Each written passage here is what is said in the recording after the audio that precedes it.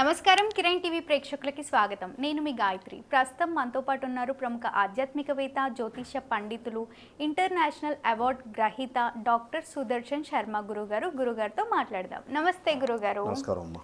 గురుగారు, సాధారణంగా మనం టెంపుల్కి వెళ్ళి జాతకం చూపించుకున్నప్పుడు ఈ రాశికి ఈ దేవత, ఈ దేవుడు అధిపతి, ఈ దేవుడికి పూజలు చేసుకుంటే సరిపోతుంది అని అంటారు. గ్రహచార రీత్యా నిజంగా అలా ఉంటుందంటారా? ఈ సంవత్సరంలో ఏ రాశికి ఏ దేవత బాగా కలిసి వస్తుంది అని అంటారు, ఒకసారి తెలియజేయండి. మంచి క్వశ్చన్ వేసామమ్మా. విషయానికి వెళ్ళబోయే ముందుగా ఆధ్యాత్మికంగా ప్రార్థన చేసుకుని విషయం తప్పకుండా. బీజాపూరగదేక్షుకార్ముకరుజ చక్రాబ్జ పాశోత్పల వ్రీహ్యగ్రస్వవిశానరత్నకలశాన్ ప్రోధ్యత్కరాంభోరుహ ధ్యేయో వల్లభయ సపద్మకరయ సృష్టోజ్వల భూషయాత్ విశ్వోత్పత్తి విపత్తి సంస్థితికరో విఘ్నేశ ఇష్టార్దదః. శ్రీ మహాగణాధిపతయే నమో నమః. అస్మద్గురు చరణారవిందాభ్యో నమో నమః. అస్మత్పితు శ్రీ భమిడి వెంకట సుబ్రహ్మణ్య శర్మ పాదారవిందాభ్యో నమో నమః. ప్రధానంగా తీసుకుంటే ప్రతి రాశికి కూడా రాశ్యాధిపతులు ఉంటారమ్మ. ఉదాహరణకి మేషరాశిని తీసుకుంటే మేషరాశికి అధిపతి మనకి కుజుడమ్మ. అదేవిధంగా వృషభ రాశిని తీసుకున్నాం అనుకోండి, వృషభ రాశికి అధిపతి శుక్రుడు. అదేవిధంగా మిథున రాశి తీసుకున్నాం అనుకోండి, మిథున రాశికి అధిపతి బుధుడు. అదేవిధంగా కర్కాటక రాశి వారు తీసుకున్నాం అనుకోండి, కర్కాటక రాశికి అధిపతి చంద్రుడు. అదేవిధంగా సింహరాశి తీసుకోండి, ఈ సింహరాశికి అధిపతి రవి. అదేవిధంగా కన్యారాశి తీసుకుంటే కన్యారాశికి అధిపతి బుధుడు. అదేవిధంగా తులారాశికి తీసుకుంటే తులారాశికి అధిపతి శుక్రుడు. అదేవిధంగా వృశ్చిక రాశి తీసుకుంటే వృశ్చిక రాశికి అధిపతి కుజుడు. అదేవిధంగా ధనుర్రాశి తీసుకుంటే ధనుర్రాశికి అధిపతి గురుడు. అదేవిధంగా మకర రాశి తీసుకున్నాం అనుకోండి, మకర రాశికి అధిపతి శని. అదేవిధంగా కుంభరాశి తీసుకున్న కుంభరాశికి అధిపతి శని. అదేవిధంగా మీనరాశి తీసుకుంటే మీనరాశికి అధిపతి మనకి గురుడమ్మ. ఈ విధంగా 12 రాశులు సంబంధించి 12 రాశులు వాటికి సంబంధించిన రాశ్యాధిపతులు. అయితే ప్రధానంగా మనం ఈ 2026 సంవత్సరం పరాభవనామ సంవత్సరాన్ని తీసుకుంటే ఒక్కొక్క రాశికి ఏ రాశి వారి తాలూకా గ్రహస్థితి సంచారం, ఉదాహరణకి గురుడు అనుకోండి, మనకి ఈ పరాభవనామ సంవత్సరంలో మనకి గురుడు ప్రధానంగా ఇప్పుడు మిథున రాశిలో ఉన్నాడు. ఇది కాస్త గురుడు మళ్ళీ కర్కాటక రాశికి ప్రవేశిస్తాడు. తదుపరి అదేవిధంగా సింహరాశి, తర్వాత అక్కడి నుంచి 3 నెలలు సింహరాశి కూడా ప్రవేశిస్తాడు. ఈ అతిచారం వల్ల ప్రవేశిస్తుంటాడు. అదేవిధంగా ప్రధానంగా తీసుకుంటే కుంభరాశిలో ప్రధానంగా ఇప్పుడు రాహు సంచారం, అదేవిధంగా సింహంలో కేతు సంచారం, అదేవిధంగా మీనరాశి వారికి ప్రధానంగా శని సంచారం, జన్మశని అని అంటూ ఉంటారు. ఈ సంచారం వల్ల మనం ప్రధానంగా తీసుకుంటే ఏ రాశులు వారు ఏ ఆరాధన చేయడం, అదేవిధంగా ఏ దేవారాధన చేయడం ద్వారా ఈ యొక్క సంవత్సరం వారికి సంబంధించినటువంటి సమస్యల నుండి బయటపడతారని తీసుకుంటే. గురుగారు, ఇప్పుడు కన్యారాశి వారి గురించి మాట్లాడుకుందాం. కన్యారాశి వారికి ఈ సంవత్సరం బాగా కలిసి వచ్చే దేవుళ్ళు ఎవరంటారు? ప్రధానంగా కన్యారాశి వారు తీసుకుంటే ఈ పరాభవనామ సంవత్సరంలో కన్యారాశి ఏ నక్షత్రం వారు కన్యారాశిలోకి వస్తారనే విషయం ఫస్ట్ చూసుకుందాం అమ్మ. ఉత్తర 2, 3, 4 పాదాలు, హస్త 1, 2, 3, 4 పాదాలు, చిత్త 1, 2 పాదాలు వారు ఈ కన్యారాశిలోకి వస్తారు. ఇంకా ప్రధానంగా తీసుకుంటే ఈ కన్యారాశికి అధిపతి మనకి బుధుడు అని ముందుగానే చెప్పుకున్నాం.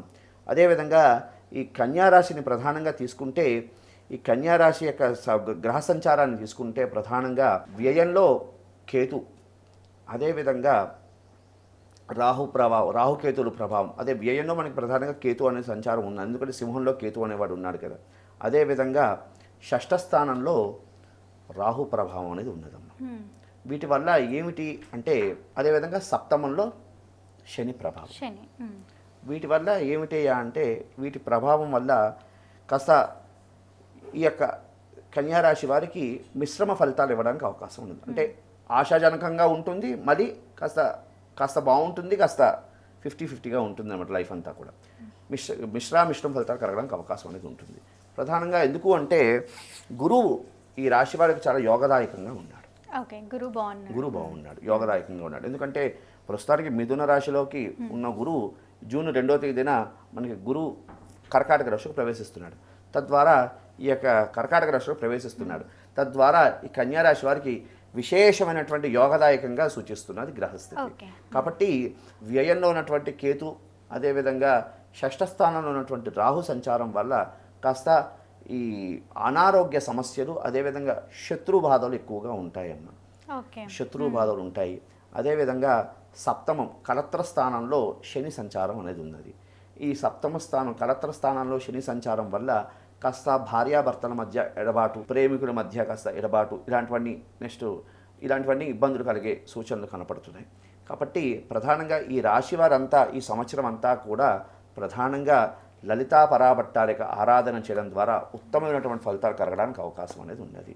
ఎందుకు అంటే ప్రధానంగా తీసుకుంటే లలిత, అదేవిధంగా ప్రధానంగా తీసుకుంటే ఆంజనేయ స్వామి. ఎందుకంటే ఆంజనేయ స్వామి వారు ఎందుకు అని అన్నానంటే, మనకి త్వమస్మిన్ కార్యనిర్యోగే ప్రమాణం హరిసప్తమ హనుమన్ యత్నమాస్థాయ దుఃఖక్షయ కరోభవ అని మనకి అమ్మవారే, సీతామ్మవారే ఆంజనేయ స్వామి వారిని ప్రార్థన చేసింది. కార్యసిద్ధి కలగాలి అంటే ఆంజనేయ స్వామి వారికి సంబంధించినటువంటి మనకి దేవుడు లేడు. కాబట్టి మనకి దీంట్లోనే శ్లోకంలోనే ఉంది, త్వమస్మిన్ కార్యనిర్యోగే, కార్యాన్ని సిద్ధింపజేయవయ్యా ఆంజనేయ స్వామి, త్వమ ప్రమాణం హరిసప్తమ హనుమన్ యత్నమాస్థాయ దుఃఖక్షయ కరోభవ అంటూ ఈ శ్లోకాన్ని ప్రతినిత్యము కూడా 108 సార్లు పారాయణ చేయడం. మరొకసారి చెప్తానమ్మా వ్యూవర్స్ కోసం. త్వమస్మిన్ కార్యనిర్యోగే ప్రమాణం హరిసప్తమ హనుమన్ యత్నమాస్థాయ దుఃఖక్షయ కరోభవ అంటూ ఈ శ్లోకం నిత్యం కూడా 108 సార్లు పారాయణ చేయడం ద్వారా వీరికి విశేషమైనటువంటి కార్యసిద్ధి జరగడానికి అవకాశం అనేది ఉందమ్మా. అదేవిధంగా ప్రధానంగా తీసుకుంటే వీళ్ళు ప్రతినిత్యము కూడా లలితా సహస్రనామ పారాయణం చేస్తూ అమ్మవారికి వడపప్పు పానకం నైవేద్యం పెట్టడం ద్వారా వీరికి ఉత్తమమైనటువంటి ఫలితాలు కలగడానికి అవకాశం అనేది ఉన్నది. అదే ఎందుకంటే ప్రధానంగా ఈ కన్యారాశి వారు ప్రధానంగా ఎన్నాళ్ళ నుంచో వివాహ ప్రయత్నం చేస్తున్న వారందరికీ కూడా వివాహం సిద్ధించే యోగం ఈ యొక్క పరాభవ నామ సంవత్సరంలో కనపడుతుంది. అమ్మవారికి సంబంధించి నామం కూడా ఉంది కదా, కామేశబద్ధ మాంగళ్య సూత్ర శోభిత కందరాయ నమః అంటూ ఈ యొక్క నామం కూడా నిత్యం పారాయణం చేయడం ద్వారా, అదేవిధంగా వివాహం సంబంధించినటువంటి ఎందుకు ప్రధానంగా ఈ యొక్క సంవత్సరం ఇన్ని సంవత్సరాల నుంచో కన్యారాశి వారు వివాహ ప్రయత్నం చేస్తున్న వారందరికీ కూడా ఈ సంవత్సరం వివాహ యోగం అనేది కూడా సిద్ధిస్తున్నది.